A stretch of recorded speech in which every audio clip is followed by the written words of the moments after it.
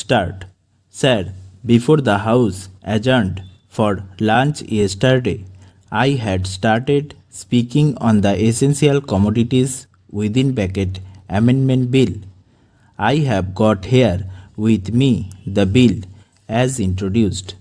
In the statement of objects and reasons, the government pointed out that in certain cases it might be necessary for them not to award punishment prescribed in the law as it exists at present, but to forfeit a part of the deposit. This relates to minor offences under the Essential Commodities Act. I can quite understand this, and generally, therefore, nobody would oppose this thing.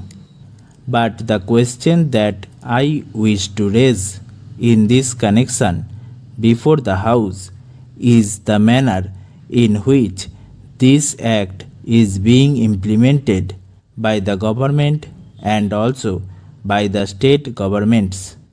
I mention the state governments because here is a measure which is sponsored by the Ministry of Food and Agriculture, and in regard to many aspects of which I believe the central government has concurrent jurisdiction, but much is left to the states.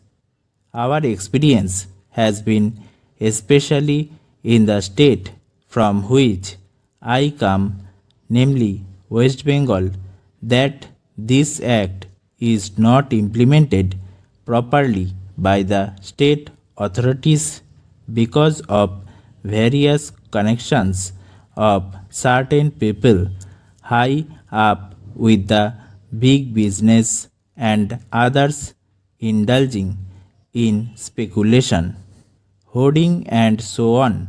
The result has been that whatever should be done had not been done. The central government has got powers under this act to make rules, to give directions to the states, and to supervise the manner in which the particular measure is administered by the states.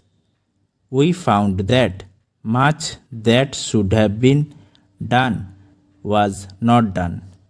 What is the use of talking about punishment of the small fry?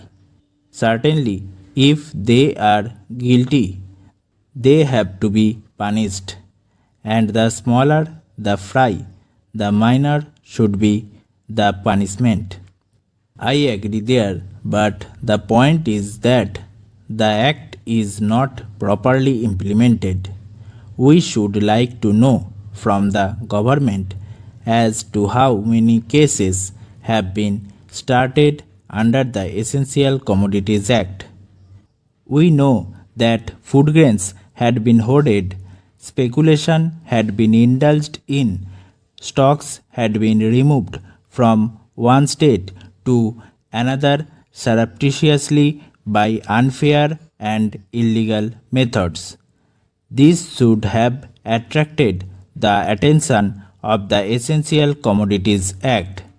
The Act was passed in this Parliament with a view to putting a check on speculative rise in prices. Para. When it came to the question of practical implementation of this measure, we found that the government had failed. Now, government should say something about it. When government seeks to amend an act, it should tell us as to how the parent act, which is proposed to be amended, has been implemented. Is it the contention of the government that difficulty arises because this particular provision is not there in the act? Are government in trouble because they do not know how to deal with the smaller fries?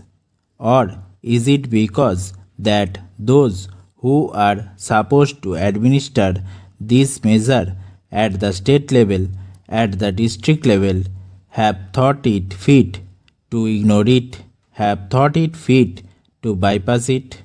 If any measure of the central government was needed for controlling the price of food grains and ensuring the supply of essential commodities to the community, it is the Essential Commodities Act. I would like the minister to say something on this. I know that he was not here at the time when we passed this measure, nor was he there when the Essential Commodities Act was bypassed by many state governments. In the past, we had drawn the attention of the minister to this problem, and that minister is now happily going to be the president of the Uttar Pradesh Congress Committee.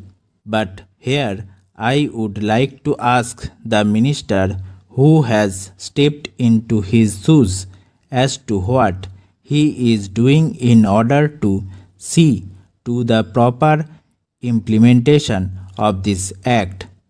How many prosecutions have taken place? The small people, of course, should be dealt with very mildly. I agree and I support the measure, but taking the law as it is today, without this amendment, it empowers government to deal very effectively. So far as the provisions of the law go with the big traders, wholesalers, and profiteers, I would like to know as to how they have dealt with them. How many are in jail today? How many have paid fine? How many have suffered imprisonment? How many licenses have been cancelled as a result of malpractices, corruption, profiteering, and so on, all of which are provided for under this bill? We are entitled to know. Take us into your confidence in regard to this matter. I say, for whatever knowledge we have, that very few have been prosecuted under this act. If it is so, it is not because our black market trade has suddenly become white market trade, or those impious people have suddenly become virtuous with the succession in the office of the food minister by a new man. Stop.